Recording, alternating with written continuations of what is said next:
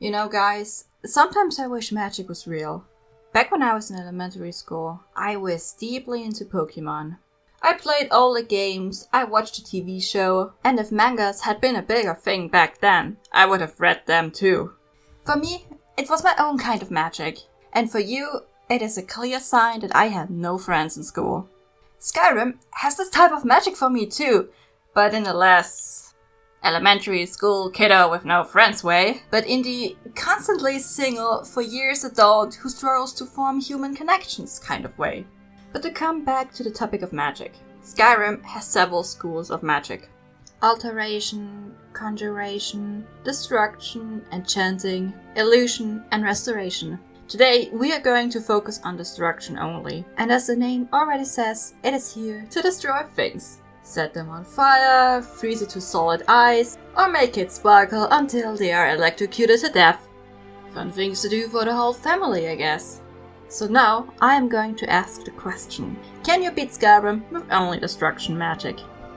The rules are pretty simple. I'm only allowed to kill enemies with destruction magic. I also decided to not use any other kinds of magic, such as to heal myself, just to make this whole run a little bit harder.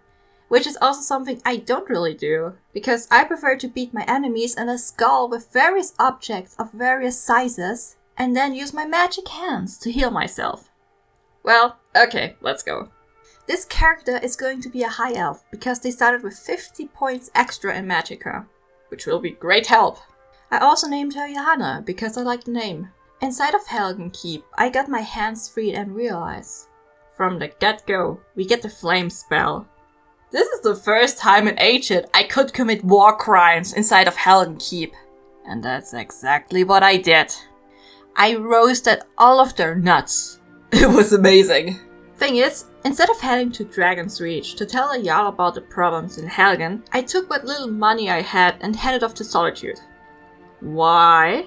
Because Sibylla Stentor, the Jarl of Solitude's court wizard, has a ton of destruction spells ready for sale. She is also a vampire, which makes her even cooler in my opinion. I did not have a lot of money on me at this point, so I took interesting paths to find more gold and went back to her. I got the advanced flame spell, which is alright, but at this point I was more than happy with just using the flame spell to get ahead with enemies. And truth to be told, for the first hour of this game, Flames was holding up nicely. The enemies inside of Bleakfall's Barrow were still easy to kill, and with the addition of the flame spell, I could also kind of snipe them from a distance. Inside of the barrow, I leveled up for the first time and took the first perk in the destruction tree, which now makes novice spells cost 50% less to cast, which is great. The Draugr and the bandits went down quickly, and now it was off to fight the first dragon, which went down just as fast. Something that I was hoping would happen. By the way, after the Greybeards called, on the way to Iverstead, I found a stray dog, and when I interacted with it, I could tell it to head back home, and now I have a pet. Awesome!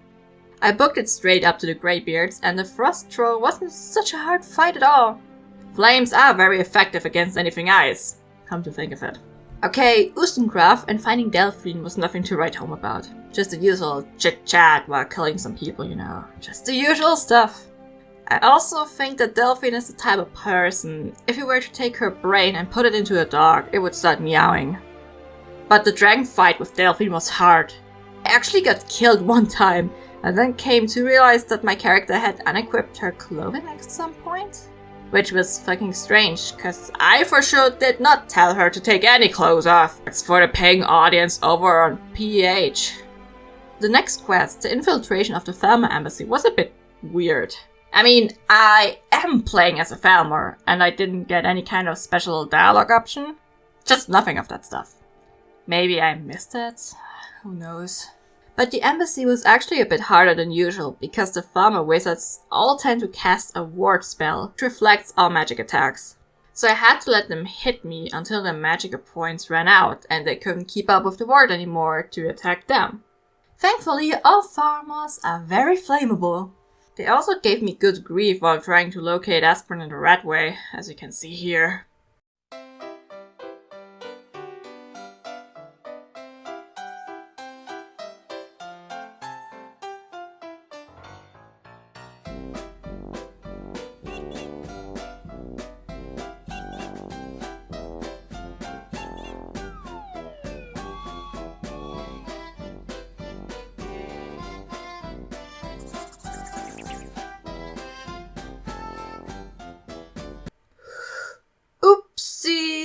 Anyway, I have to find Alduin's wall to have the blades bullshit over and done with.